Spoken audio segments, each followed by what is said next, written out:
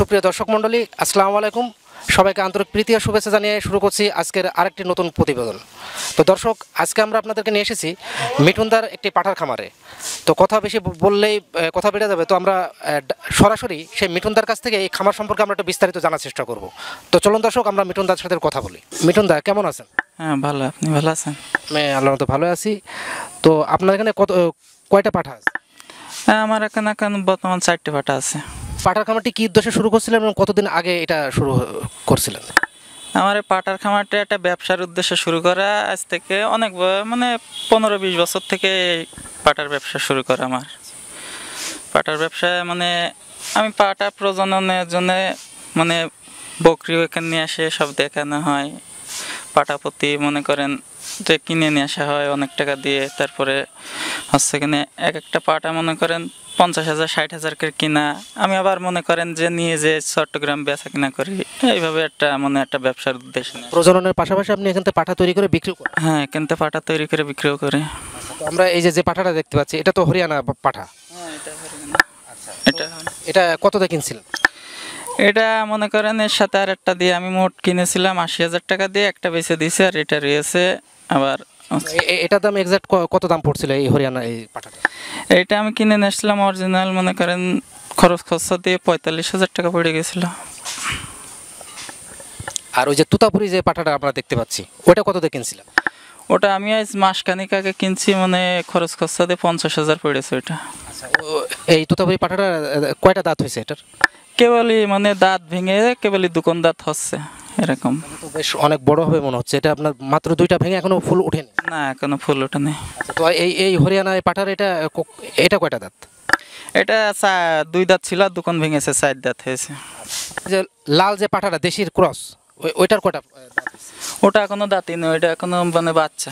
আচ্ছা, তো এটা কিনছিলেন কত দিয়ে?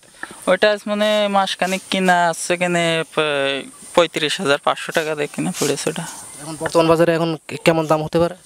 এখনকার বাজারে বেচতে গেলে দাম কম হবে, কিন্তু আমার একটা সিজন আছে, সেই সিজনে মনে করেন এটা 50 ভাড়ায় বেচা কিনা করতে পারবো আমি। সিজনটা কোন সময়? সিজনটা ওটা শ্রাবণ মাসের মনে করেন 20 দিন পার হয়ে গেলে সেখান থেকে বাজারটা লাগে। 20 দিন পার হয়ে গেলে বাজার লাগে। শ্রাবণ মাসের 20 তারিখ থেকে 30 তারিখ পর্যন্ত বাজারটা থাকে। এই বাজারটা থাকে চট্টগ্রাম, এই এলাকায় কোনো বাজার নেই আর। আচ্ছা দাদা, আমরা প্রায়শই শুনতে পাই যে শ্রাবণ মাসের, তো এই শ্রাবণ মাসের কিসের জন্য এই সময় বাজারটা ভালো থাকে, একটু আমাদের একটু বিস্তারিত বলেন।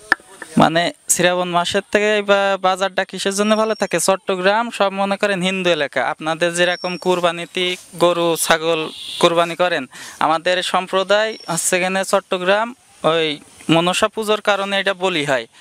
এই বলির কারণে এটার বাজার ভালো থাকে। ওই 20 থেকে 30 তারিখের ভিতরে এই বাজারটাই ভালো থাকে।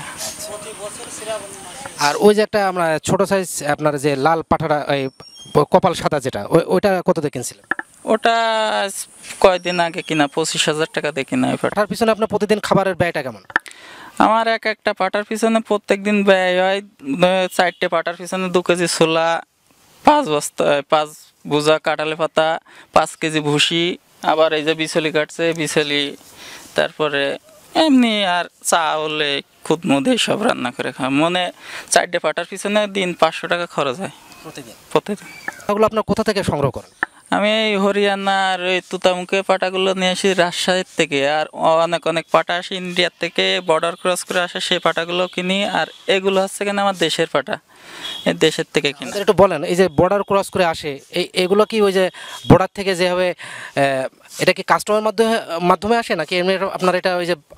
আমরা আর মনে করেন যে অত বর্ডারের কিভাবে আসে ওটা তো আর বিষয়টা জানি না, কিন্তু আমাদের এই যশোরে সেখানে কিছু কিছু মানুষ আনে, সেখান থেকে আমরা কিনে নিয়ে আসি। আমরা আর বর্ডারে যাই না, যশোর থেকে কিনা বেচা করে নিয়ে আসি। উড়ানে আসে বর্ডারে, হয়তো কোনো পাসপোর্ট কায়দায় হয়তো নিয়ে আসে।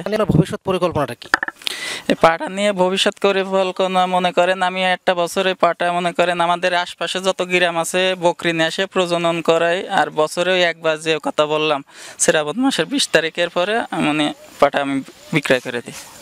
তো দাদা, আপনাকে অনেক ধন্যবাদ আপনার এই অভিজ্ঞতাগুলো আমাদের সাথে শেয়ার করার জন্য। আপনাকেও ধন্যবাদ আমাদেরকে নিয়ে আসার জন্য, এসব দেখানোর জন্য আপনাকে ধন্যবাদ। এই পর্যন্তই, আবার দেখাবে অন্য কোনো প্রতিবেদনে, অন্য কোনো স্থানে, অন্য কোনো এক সফল ব্যক্তির পাশে। তো ততক্ষণ পর্যন্ত ভালো থাকবেন, সুস্থ থাকবেন এবং আমাদের চ্যানেলকে সাবস্ক্রাইব করে আমাদের সাথে থাকবেন।